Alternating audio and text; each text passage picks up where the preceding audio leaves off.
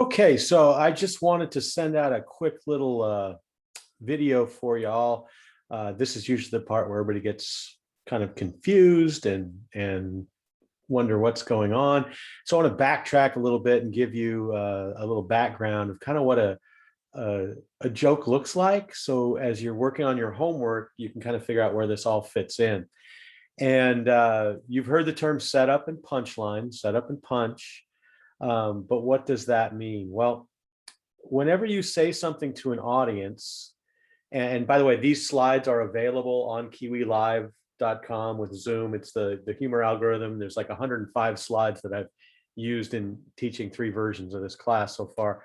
But every time you say something, what you're doing is you are creating a picture, or really almost creating a movie in the head of your audience.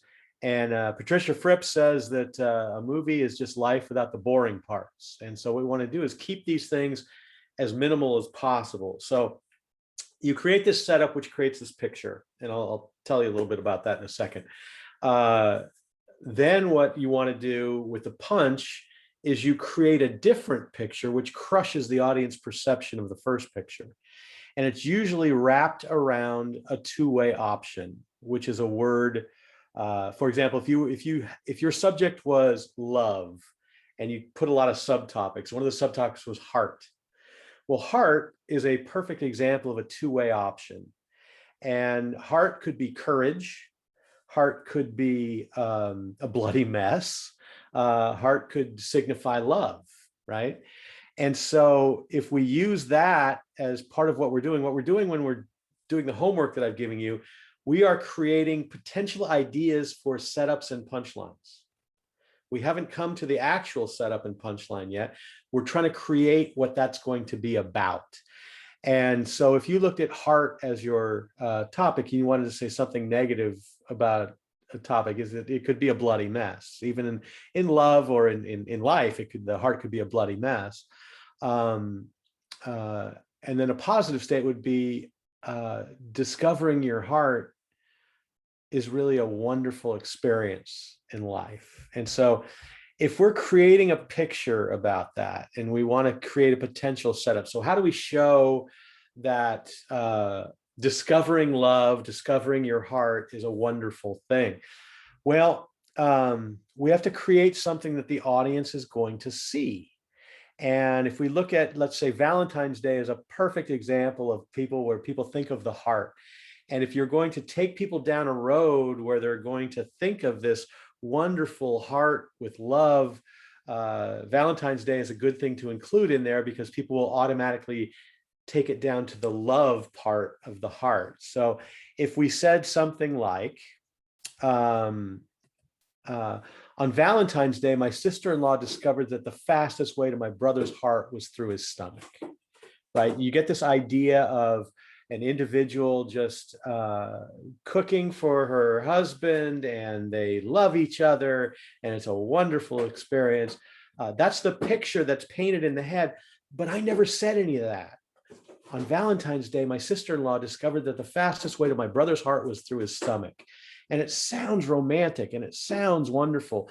But if you really look at it, you could use that setup, and then the punchline is, I knew that it's a knife, right?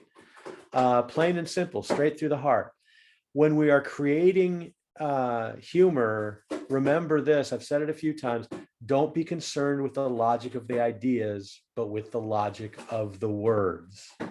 The word heart is what I call a two-way option.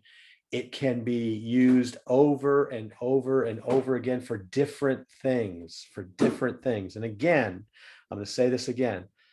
We're not concerned with the logic of ideas. We're concerned with the logic of the words.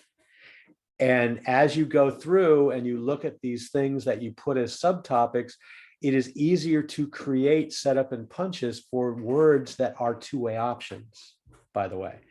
And in this slide